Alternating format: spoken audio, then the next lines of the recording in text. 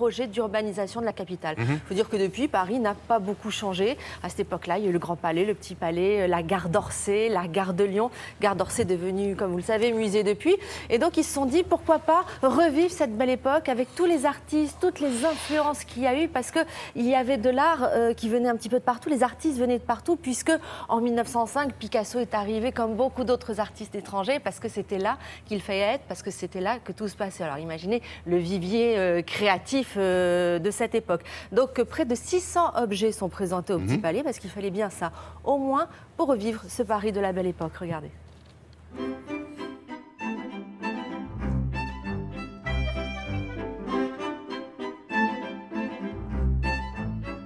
L'exposition traite de Paris en 1900. On pense tout de suite à l'Art Nouveau, aux verreries de Galais, à toute cette fantaisie liée à la nature, ce culte de la femme avec les œuvres de Mucha.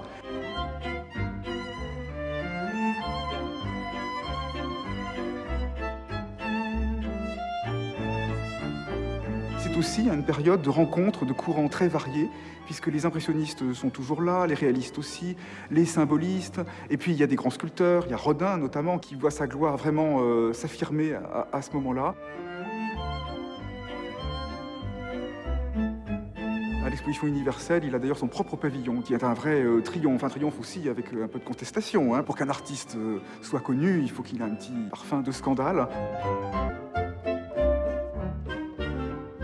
Ce qui est étonnant surtout, c'est l'immense variété de retrouver aussi bien Renoir et Claude Monet que des artistes plus réalistes ou des artistes de la vie quotidienne comme Jean Béraud ou d'autres qui représentent les élégantes sur les boulevards. C'est des tableaux extrêmement séduisants.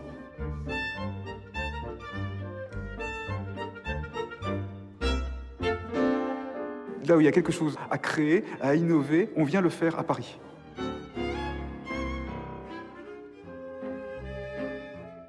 La réputation de la belle époque est restée très très vivante à travers le monde. Et du Japon aux États-Unis, on connaît toujours des hauts lieux comme le Chat Noir ou le Divan japonais, le Moulin Rouge. Paris by Night, la nuit, les cabarets jusqu'aux maisons closes. Évidemment, c'est là qu'on retrouve les tableaux de Toulouse-Lautrec.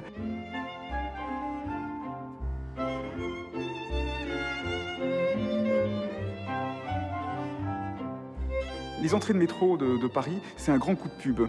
Un peu contraint par les événements, il faut accueillir la foule de l'exposition universelle, on crée le métro. Et on a ce coup de génie de demander à un architecte à la mode, le jeune Guimard, de concevoir des entrées de métro qui sont un résumé de style 1900 avec ces sortes de grandes fleurs et qui donnent tout de suite une signature aux métropolitains.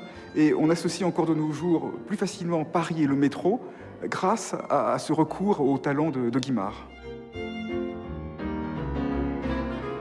Au moment où on commémore le centenaire de la Première Guerre mondiale, le Petit Palais a préféré illustrer le monde d'avant. Et on parle de ce grand moment d'assurance absolue, d'optimisme et d'entente entre les peuples, qui ne laissait pas du tout présager la catastrophe quelques années après, qui va mettre à bas toute cette effervescence artistique.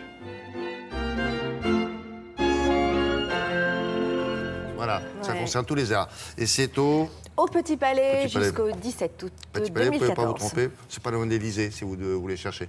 Ouais. Merci beaucoup. La revue de presse, elle est culturelle, elle est signée de Patrick.